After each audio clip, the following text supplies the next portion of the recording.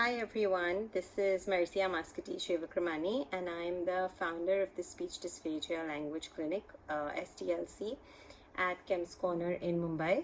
But currently we're doing virtual sessions and seeing people all over the world. Our team consists of speech therapists as well as occupational therapists, and we do a lot of work with AAC systems. And during this AAC Awareness Month, I really hope that we can spread as much awareness as we can about these systems, especially in the field of speech language pathology. Because I feel like speech therapists, when they truly understand and believe in AAC systems, can we, reach parents of children who have difficulties and show them the benefit of these systems. So AAC, it stands for Alternative Augmentative Communication Systems. And this is basically, when you understand that communication involves just a lot more than making requests, and you see that communication is actually sharing ideas, making comments, sharing jokes, and using social language as well. You understand that, just pointing, just using gestures kind of falls short for someone who has difficulty communicating. So a lot of times, parents will say, but my child points to what they want, or they take me to what they want, and I can understand what they're saying. So why do I need to use something, that is like an AAC system, whether it's electronic or, low tech? And the reason we always say to use that is because there's so much more in there in the child's, head, which they cannot communicate just by taking you to something. So this allows them and gives them a wider range of vocabulary to choose from, and they can communicate their thoughts and feelings, and it just helps them be more involved with their families, with friends, and to be part of their entire social circle. When we talk about AAC systems for people who have multiple disabilities, so, a lot of times we feel, okay, if someone has a visual impairment or a hearing impairment, or is, physically has physical difficulties, and say may not be able to use a touch screen, or may not, be able to use any sort of system so easily, what do we do then? Well, all these AAC systems can be adapted to people with multiple disabilities.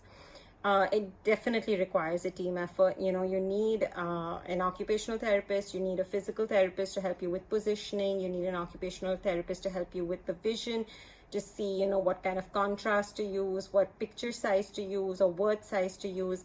But when you work together as a team, you can definitely set up a really effective communication system for someone, even when they have multiple, disabilities.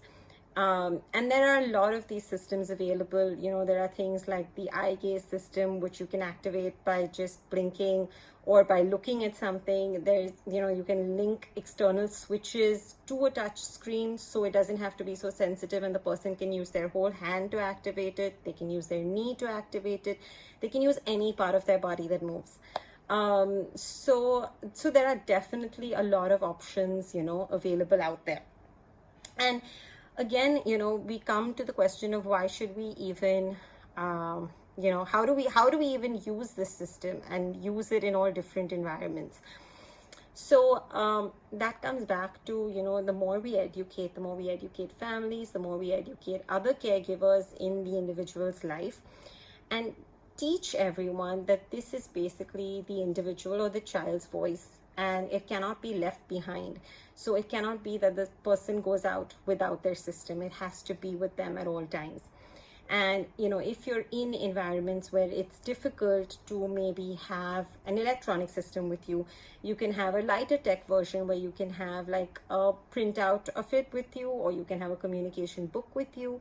But there has to be some way for the person who has difficulty communicating to have an alternative system with them at all times. And again, when this is there, then even people who are unfamiliar, will understand what the person is trying to communicate, and they don't require a family member to, act as an interpreter at all times. So it makes the individual also who has communication difficulties feel more empowered, feel more independent, and feel like they're a part of, their social circle. So what I'd like to say to conclude this is basically education for therapists, education for families is the most important. And, I hope during this AAC Awareness Month that we can all make an effort to get to learn something new about these systems and implement them in our practice, and, help individuals just lead a richer, more fulfilling life. Thank you.